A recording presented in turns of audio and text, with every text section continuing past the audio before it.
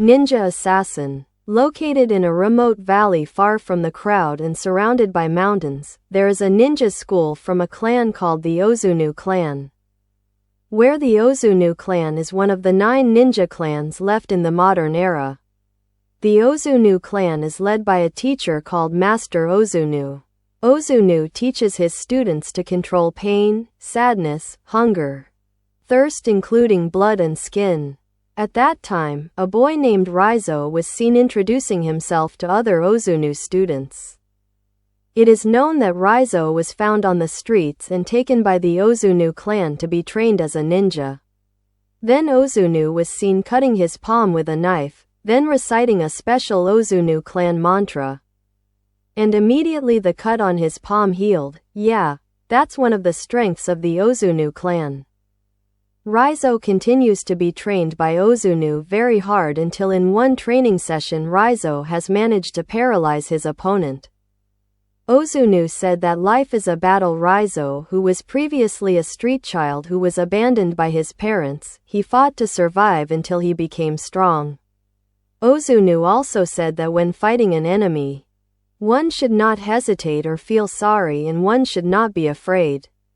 In addition, Raizo was also trained to walk silently, by walking on a wooden floor. At that time Raizo failed because the floor made a sound. As a result Ozunu hit Raizo's leg until it bled.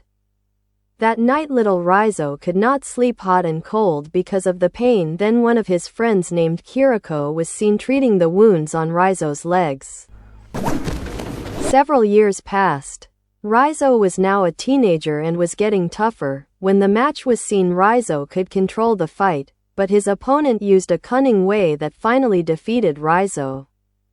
Seeing this Ozunu approached Raizo and said that what Raizo felt was not real pain. Then Ozunu pressed the inside of Raizo's stomach and said that this was the real pain.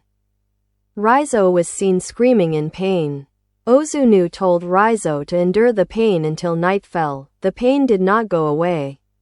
In the morning when Ozunu met Raizo, it was seen that Raizo had been able to control his pain. One time Raizo was seen blindfolded by Ozunu. Raizo was trained to live without sight for a whole year. Raizo fought by relying only on his hearing. At first Raizo had difficulty, but it didn't take long. Raizo's hearing was able to increase sharply and he could fight without seeing.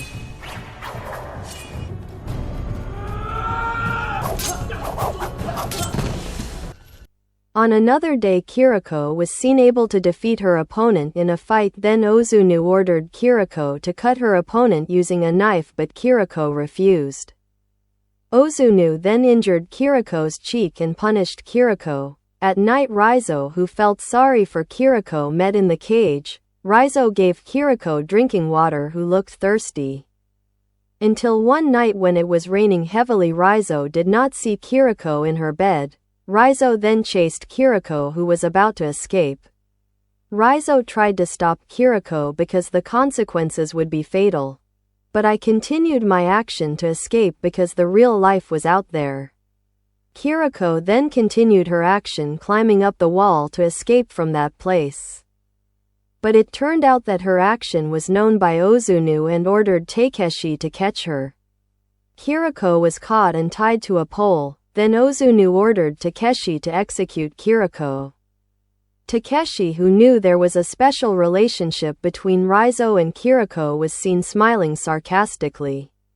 He then stabbed Kiriko's heart to death. This made Raizo very devastated.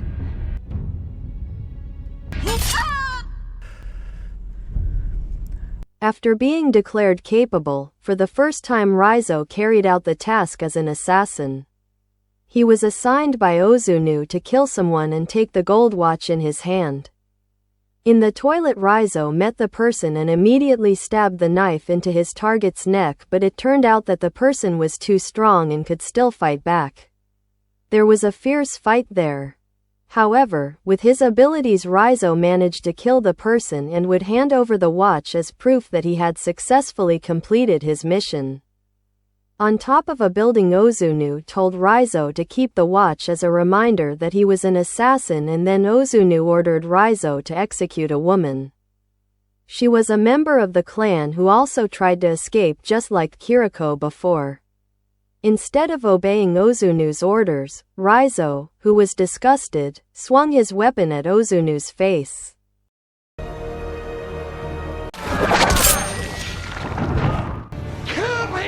An angry Ozunu ordered his men to kill Raizo. A fight broke out between Raizo and his fellow ninjas. Raizo looked unfazed and was cut by various ninja weapons. Raizo fell from the top of the building.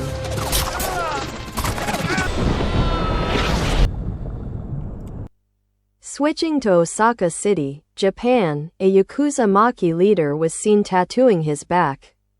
He scolded the tattoo artist for feeling pain.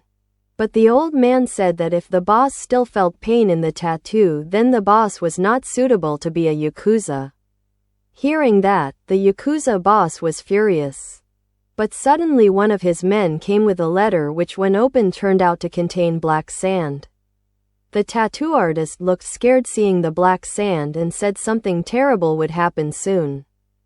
That made the Yakuza laugh and think of it as a joke. The old man then told a story that in the past, someone also received a letter containing the same black sand, then something terrible happened.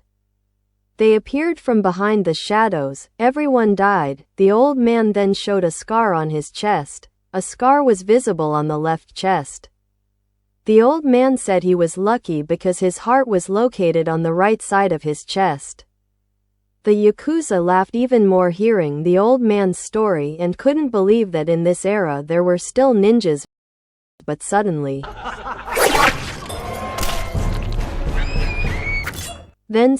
the head of one of the Yakuza members split. They were all shocked and scared. They screamed. The lights went out. The sound of swords swinging everywhere without seeing the figure they were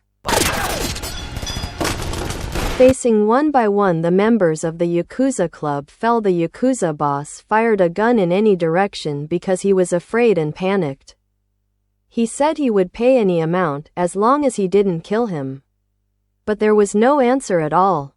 The old man said it was useless to negotiate because this creature was not human but a demon sent from hell.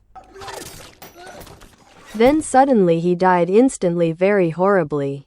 Then from behind the shadow appeared the figure of the ninja that the ninja meant walked towards the grandfather. And a week later in the city of Berlin, a female agent named Mika met her boss named Maslow. She gave the results of her investigation into the mysterious murders that had occurred lately. Starting from the incident of the murder of the Queen of Korea 800 years ago by a member of the ninja Ozunu Clan. Mika also investigates the trial file of the defendant named Kunitomo Seigeki, where the prosecutor asked about the payment of £100 or the equivalent of 45.3 kilograms of gold to the Ozunu clan. But for some reason after that it was never discussed again until now. The amount is the same as the value paid by a group of mafia, namely 45.3 kilograms of gold to the Ozunu clan to slaughter the Yakuza Macy group in Osaka as we saw at the beginning of the film. Mika thinks this clan is thousands of years old and has never changed in valuing the lives of its prey. Then Mika investigates further. Mika finds a connection between the incident of the death of Russian Prime Minister Zhukov and the Ozunu clan, where the day before the murder there was a mysterious transfer of money worth 45.3 kilograms of gold from a Shanghai bank. Mika said that the Ozunu clan is not a myth but a real clan that kidnaps street children and trains them to become killing machines.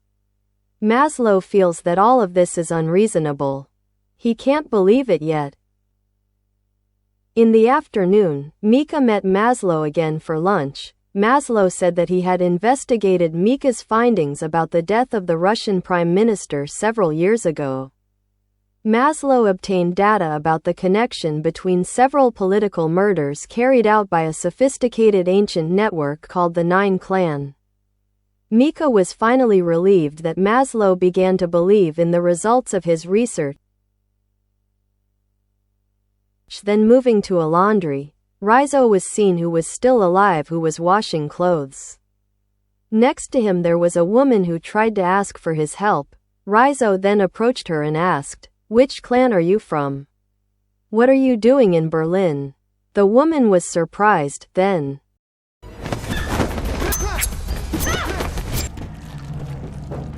Elsewhere, Mika met the wife of Alex Sabaton, a police agent who made a report on the connection between the death of the Russian Prime Minister and the Nine Clan.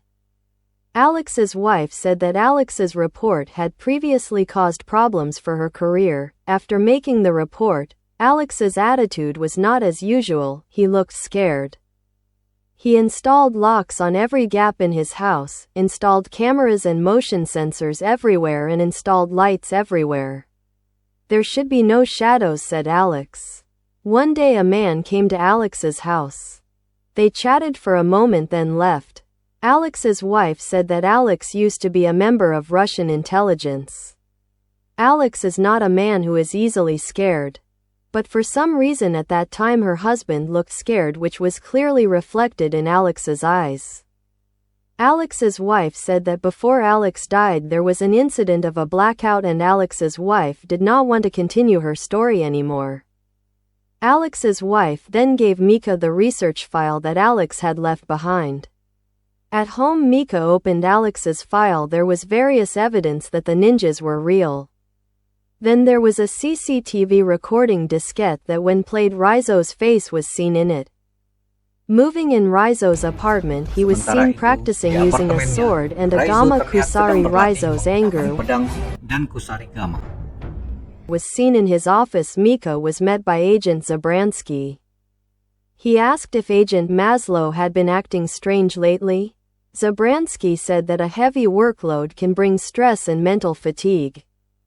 Mika then met Maslow. It turned out that Maslow was also met by Agent Zabransky and asked the same thing.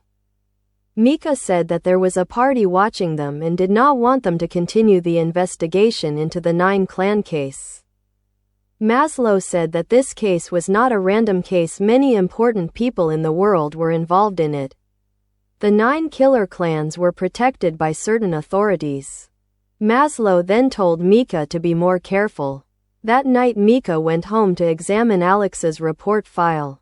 It was written there that in the 14th century one of the 9 oldest clans called the Black Sand Clan lived in a secluded life hidden behind the snowy mountains.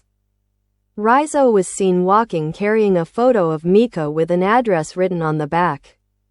Meanwhile at Mika's place Maslow warned Mika of the dangers that lurked because Maslow had never been suspected like he was now. During his career he was questioned by the Provost of Homeland Defense, CIA and others. Maslow then told Mika to take leave and provided him with a gun. When he arrived home, it turned out that Mika's house was in the middle of a power outage. The house was pitch black. Unexpectedly Mika found a white envelope containing black sand in it. Not long after, a ninja was seen swinging a sword at him, but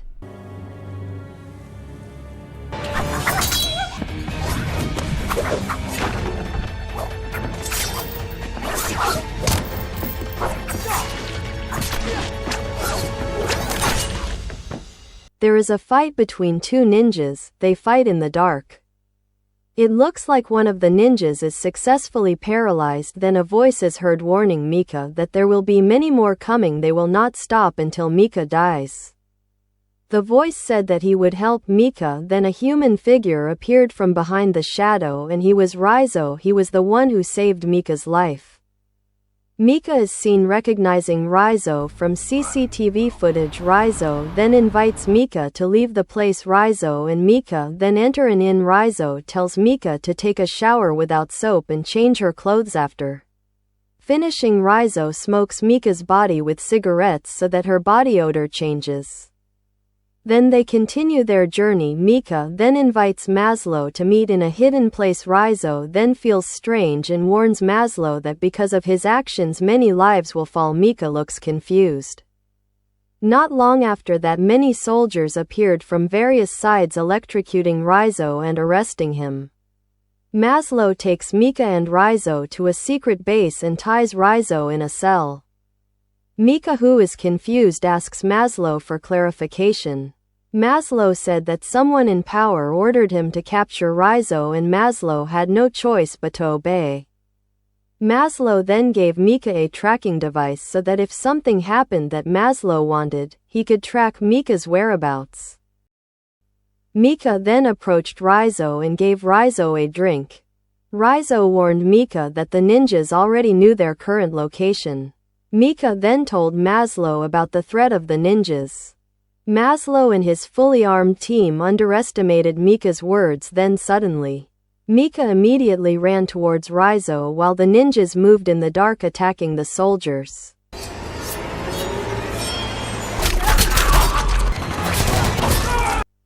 Mika took the cell key on the body of the dead soldier and opened the chain that locked Raizo.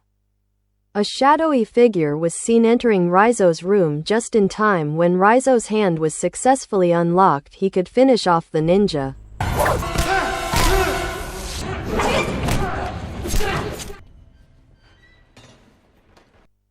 Raizo then told Mika to wait and Raizo disappeared into the dark. The sound of fighting was heard but Raizo was not seen. Then Raizo and a ninja appeared fighting. Raizo managed to paralyze the ninja.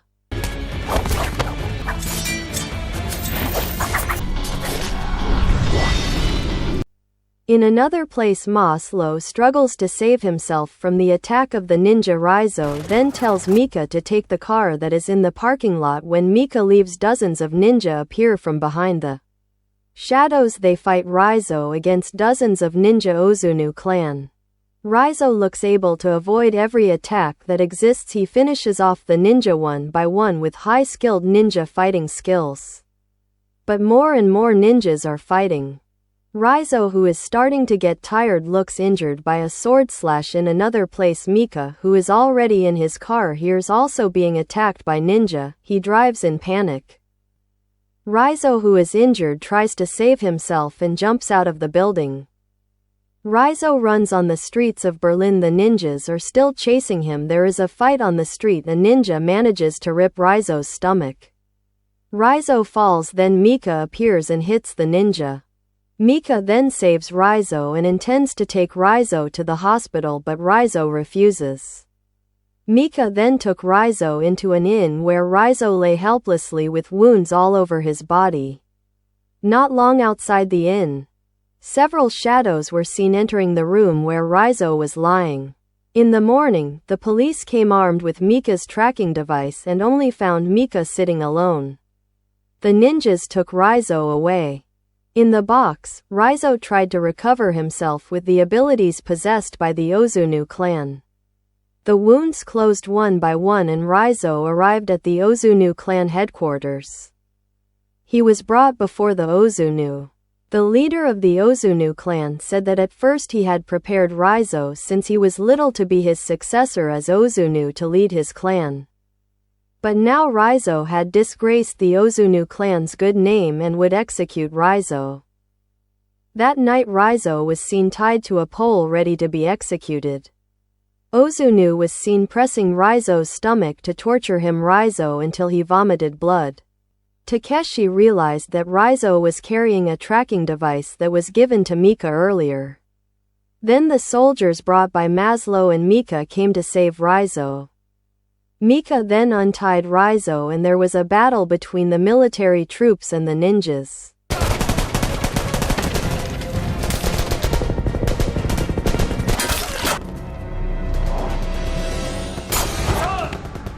The ninjas were seen able to overcome the threat from the soldiers who attacked. Then Takeshi entered a room in which Raizo was already there with his two swords ready to fight.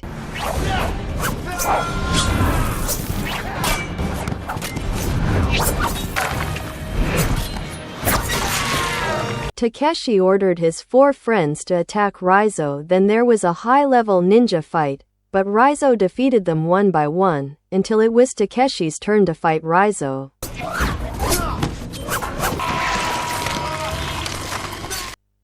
Takeshi, who was helpless, finally died at the hands of Raizo. Raizo then walked over to Ozunu and finally Raizo was able to face Ozunu directly.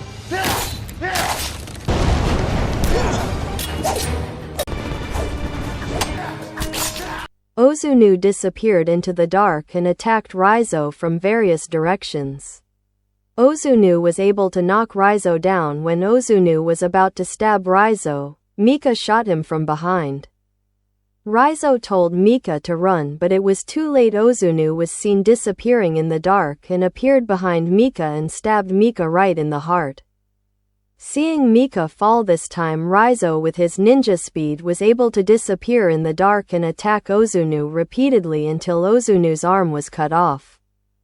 Ozunu, who was helpless, was then immediately executed by Raizo. Then Raizo heard Mika's heartbeat.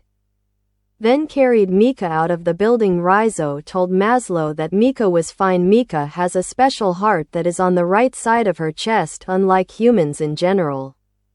Mika finally regained consciousness in the afternoon. Raizo was seen alone looking at the wall that Kiriko had climbed to escape. Raizo then followed Kiriko's footsteps and climbed the wall. On top of the wall, Raizo saw a very beautiful view among the towering mountains. Raizo was finally able to breathe the real air of life, as Kiriko had said before. The end. 就是